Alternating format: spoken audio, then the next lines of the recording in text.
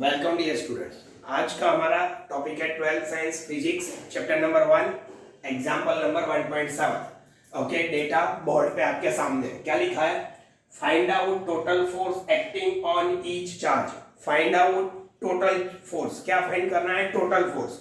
Okay, कहां पर find करना है? एक्टिंग ऑन ईच चार्ज, यानी सभी चार्ज पे हमें टोटल फोर्स निकालना है। चलो, फिगर हमें दे रखी है, क्या कहा है देखो। This is the equilateral triangle. सभी साइड्स जो है वो इक्वल है। कौन सा है डायग्राम? Triangle, equilateral triangle. सभी साइड्स की लेंथ इक्वल है। ओके, एंड कौन से पॉइंट पे, कौन से वर्टाइसिस पे कौन सा चार्ज रखा है?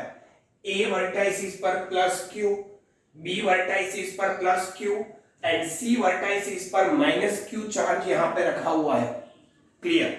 तो यहां हमें इलेक्ट्रिक फोर्स फाइंड करना है टोटल ऑन ईच चार्ज, सभी चार्ज पे। क्लियर? चलो देखते हैं क्या करना है।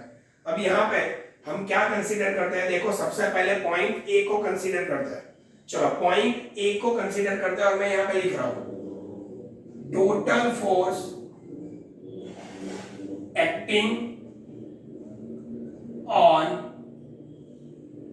Point A is equal to FA.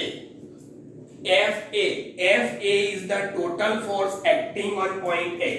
अब पॉइंट A पर जो चार्ज है वो कौन सा है? चलो क्लियर? ओके, चलो कौन सा है? तो यहाँ पॉजिटिव पॉजिटिव, तो यहाँ पॉइंट A पर जो चार्ज है वो कितना होगा? तो यहाँ जो फोर्स लगेगा, बोलो पॉजिटिव पॉजिटिव, B के कारण A पर फोर्स लगेगा।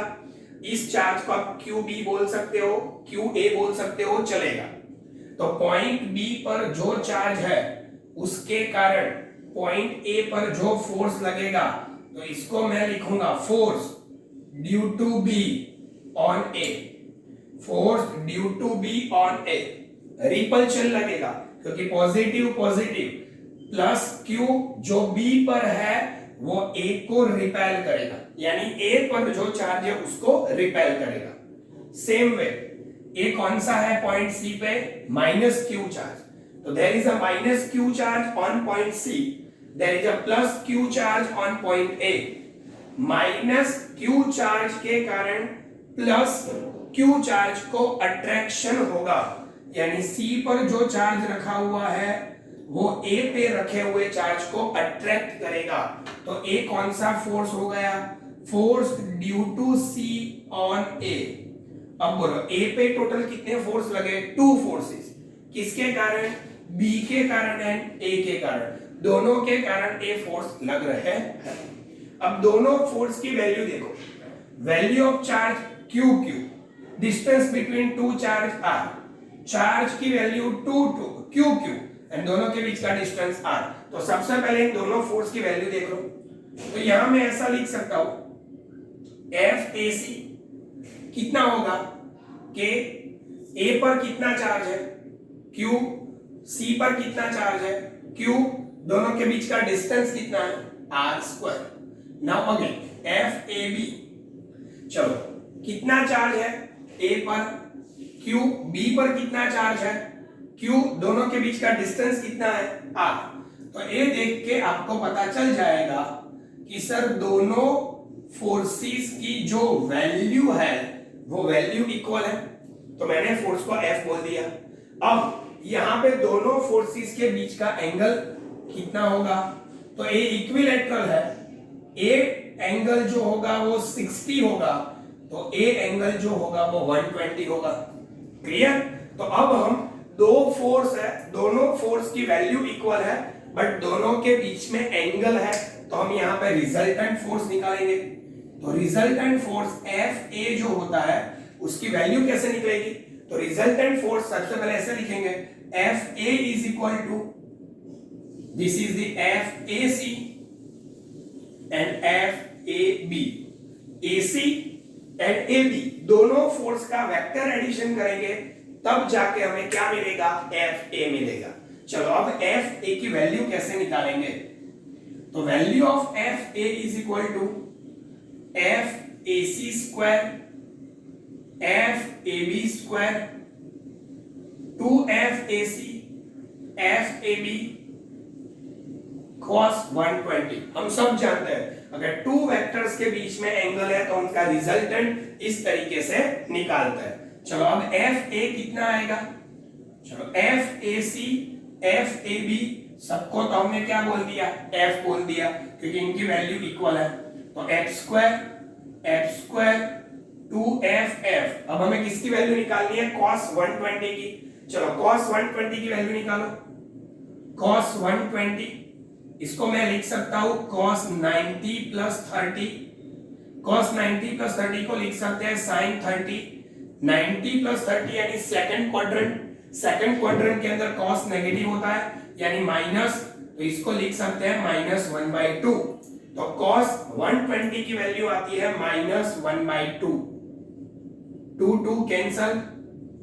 अब यहां पे हमारा आंसर आएगा x square plus x square and यहां पे होगा -f स्क्वायर। बोलो क्लियर। तो अब क्या होगा FA, तो FA is equal to x square cancel square root of f square, that's why FA is equal to f and KQQ upon r square. अब इसकी डायरेक्शन कहां पे होगी, तो अब इसकी जो डायरेक्शन होगी वो कहां पे होगी, दोनों फोर्स की वैल्यू सेम है तो इनका रिजल्टेंट जो आएगा इनके बीच में ही आएगा, सेंटर में आएगा, इनके बीच में सेंटर में आएगा। तो ये फोर्स ए की हमारी डायरेक्शन, तो इस फोर्स ए की डायरेक्शन को कैसे लिखेंगे, पूरा सेंटर में आएगा इसीलिए ए हमारा 60 हो गया, ए भी 60 हो जाएगा। सेंटर में क्यों आएगा, क्योंकि दोनों की वैल्यू कैसी है, इक्वल है, इसीलिए ये सेंटर में आएगा। ओके, अब इसकी डायरेक्शन कैसे लिखेंगे, वैल्यू तो हमें मिल गई, अब डायरेक्शन कैसे लिखेंगे, तो डायरेक्शन इस तरीके से लिख सकते हैं F A vector is in the direction of 60 degree. तो एफ ए ऐसा लिख, F A makes 60 degree with B A vector, लिख सकते हैं। ओके, बी ए वेक्टर है, उसके साथ कितना एंगल बनाता है 60 डिग्री। अब इसके अंदर अभी भी ज्यादा स्पेसिफाई करना है, तो F A makes 60 degree with B A इन, बोलो यहां से जो डायरेक्शन एंगल जो है 60 डिग्री वो ऊपर बन रहा है, ऊपर बन रहा है यानी ये कौन सी डायरेक्शन हुई, क्लॉकवाइज डायरेक्शन। तो यहां पे लिखो इन क्लॉकवाइज डायरेक्शन। बोलो क्लियर, ये इसकी क्या हो गई डायरेक्शन। तो हमने ए पे लगने वाला टोटल फोर्स क्या कर लिया, फाइंड कर लिया। चलो सेम वे किसकी बारी, पॉइंट बी के लिए। अब फॉर पॉइंट बी, चलो पॉइंट बी पे लगने वाला टोटल फोर्स कितना होगा, एफ बी होगा। अब यही फोर्स हमें क्या करना है, निकालना है। चलो कैसे निकालेंगे, ध्यान से देखो, प्लस ए यानी कि ए पर जो प्लस क्यू है वो फोर्स अप्लाई करेगा बी पर, तो ए हमारा कौन सा फोर्स हो जाएगा, force due to A on B. Same way minus Q attract करेगा, तो ए कौन सा फोर्स हो जाएगा, force on B due to C. यानी पॉइंट बी पर जो प्लस क्यू है उस पर भी दो फोर्सेस लगेंगे, एक प्लस क्यू जो ए पर है उसके कारण फोर्स लगेगा, एक माइनस क्यू जो सी पर है उसके कारण फोर्स लगेगा। माइनस सी अट्रैक्ट करेगा, प्लस क्यू रिपेल करेगा, यानी कि यहां टू फोर्सेस लगेंगे। ओके, तो अब यहां पे हम क्या लिख सकते हैं, एफ बी ए प्लस एफ, बोलो कौन सा है, बी सी। अब जैसे यहां पे लगाया उसी तरीके से यहां वैल्यू निकाल के देख लेते हैं। तो एफ बी ए की वैल्यू कितनी है, बोलो तो के, बी पर जो चार्ज है वो क्यू, ए पर जो चार्ज है वो q divide by r square. Same way F, बोलो कौन सा है, सी के कारण बी पे लगने वाला फोर्स बी सी, के क्यू, बी पर जो चार्ज है क्यू, सी पर जो चार्ज है वो क्यू एंड दोनों के बीच का डिस्टेंस r स्क्वायर। तो हमने दोनों फोर्स की वैल्यू हमने निकाल ली। अब जैसे हमें दोनों फोर्स की वैल्यू निकली, तुरंत पता चल गया कि सर यहाँ पे दोनों की वैल्यू कैसी है, इक्वल है। अब दोनों की वैल्यू इक्वल है तो दोनों की फोर्स की वैल्यू इक्वल है, तो हमने उसको F बोल दिया। क्यों F बोला? क्योंकि यहाँ पे जो वैल्यू आ रही है वही वैल्यू यहाँ रिपीट हो रही है। यहाँ हमने F कहा है तो यहाँ भी हम उसको क्या बोलेंगे, F बोलेंगे। चलो, अब दोनों फोर्स के बीच का एंगल सर A 60 है तो इनके बीच का एंगल 120 ही होगा, कहने की जरूरत ही नहीं है। क्लियर? तो अब क्या करेंगे, एफ बी का फाइनल आंसर हमारे पास क्या आएगा, तो square root F B A square F B C square 2 FBA FBC cos 120। Clear? यही जो किया वही रिपीट। अब यहां पे हमारे पास आएगा एफ स्क्वायर 2FF -1/2 कैंसल, तो क्या आएगा एफ स्क्वायर, अब यहां पे माइनस है तो क्या आएगा minus x square, minus minus cancel, F square simple F जिसकी वैल्यू हम जानते हैं के क्यू अपॉन आर स्क्वायर। तो एफ बी पॉइंट बी पे लगने वाला टोटल फोर्स हमारे पास कितने आया, F B is equal to F is equal to k q upon r square. चलो इसकी डायरेक्शन लिख रहे हैं, चलो इसकी डायरेक्शन कहां पे लिखेंगे, सर दोनों फोर्स इक्वल है तो इनका रिजल्टेंट इनके सेंटर में ही जाएगा, तो ये उसका रिजल्टेंट फोर्स है। अब ये इसका जो रिजल्टेंट फोर्स है तो रिजल्टेंट फोर्स की डायरेक्शन कैसे, तो लिखो चलो इसके जैसे एफ बी मेक्स कितना 60 degree, makes angle 60 degree with makes angle 60 degree. बोलो इसको ए बी वेक्टर बोल दो, makes angle 60 degree with vector A B. चलो ए बी कहां से जाएगा, ए से निकलेगा बी, ए से बी ए बी वेक्टर उसके साथ 60 डिग्री बनाएगा। ये 60 डिग्री कहां पे बनेगा, एंटी क्लॉकवाइज, क्योंकि ये पूरा 120 है और यहां पे उसका हाफ हो जाएगा क्योंकि ये सेंटर में जाएगा। Makes 60 degree with A B vector in anti clockwise direction. चलो clear, in anti clockwise direction. तो डायरेक्शन कैसे लिखेंगे, क्लियर, ओके। अब आगे हम किसको देखेंगे, पॉइंट सी पे लगने वाला टोटल फोर्स। तो same condition for point C. चलो पॉइंट सी के लिए आगे देखते हैं। चलो पॉइंट सी पे कितने फोर्स लगेंगे, सबसे पहले प्लस क्यू माइनस क्यू को अट्रैक्ट करेगा तो ए फोर्स लगेगा सी पर, किसके कारण, ए के कारण। सेम में प्लस क्यू माइनस सी को अट्रैक्ट करेगा तो यहां पे फोर्स लगेगा किसके कारण, तो ये फोर्स किसके कारण लगेगा, बी के कारण। कहां पर, सी पर। तो सी पर टोटल 2 फोर्स लगे। तो for point C F C is equal to F C A plus F C B. These are the 2 forces. दोनों फोर्स का एडिशन करेंगे, हमें रिजल्टेंट फोर्स मिलेगा। सबसे पहले दोनों फोर्स की वैल्यू निकाल लेता है। अब यहां ध्यान से देखें तो थोड़ा लॉजिक आप लगा सकते हो। किस तरीके का लॉजिक है, देखो यहां पर आपने एफ ए सी निकाला, यहां पर एफ सी ए है। अब ध्यान से देखो F A C and F C A दोनों एक ही फोर्स है। F A C and F C A दोनों फोर्स इक्वल है बट दोनों की डायरेक्शन ऑपोजिट होगी। क्लियर है? तो यहां देख के आपको तुरंत पता चल जाना चाहिए। तो F C A is equal to F A C is equal to F. दूसरा एफ सी बी, तो यहां पे देखो F B C and F C B, ये फोर्स किसके है, बी के कारण सी पर एंड सी के कारण बी पर। यानी इस फोर्स को क्या बोल सकते हैं, force acting between B and C. तो बी एंड सी के बीच में इक्वल फोर्स लगेगा बट दोनों के डायरेक्शन ऑपोजिट होंगे। तो यहां पर मैं लिख सकता हूं F C B is equal to F B C is equal to F, and दोनों की वैल्यू तो हम जानते ही है कि q q upon r square. तो यहाँ पे कैलकुलेशन नहीं करेंगे, डायरेक्ट इतना लॉजिक लगाएंगे फिर भी चलेगा। अब अगेन रिपीट, दोनों के बीच का एंगल कितना है, तो यहाँ पे दोनों के बीच का एंगल चाहिए। सर ये तो इनसाइड एंगल बन रहा है, ये दोनों एंगल ट्राइंगल के बाहर बन रहे थे, ये इनसाइड बन रहा है, तो ये तो एंगल 60 होगा।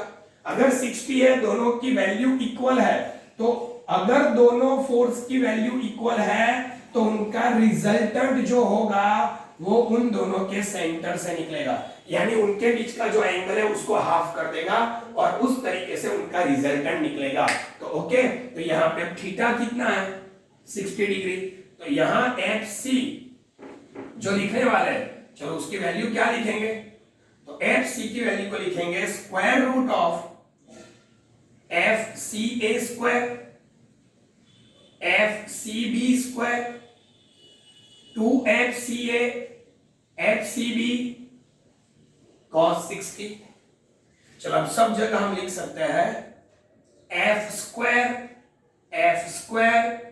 2f, चलो cos 60 की वैल्यू कितनी होती है, तो cos 60 की वैल्यू सिर्फ 1/2 होती है, 2 कैंसल, तो मेरे पास क्या आएगा एफ स्क्वायर, मेरे पास आएगा 3f स्क्वायर, क्या आएगा 3f स्क्वायर। अब यहां पे मेरे पास आएगा 3f स्क्वायर, तो इसका जब मैं सॉल्यूशन या मोड में लिखना है तो वेक्टर लिखो, मोड नहीं लिखना है तो सिर्फ एफ सी लिखो, मोड मत लिखो तो ऊपर वेक्टर भी मत लिखो।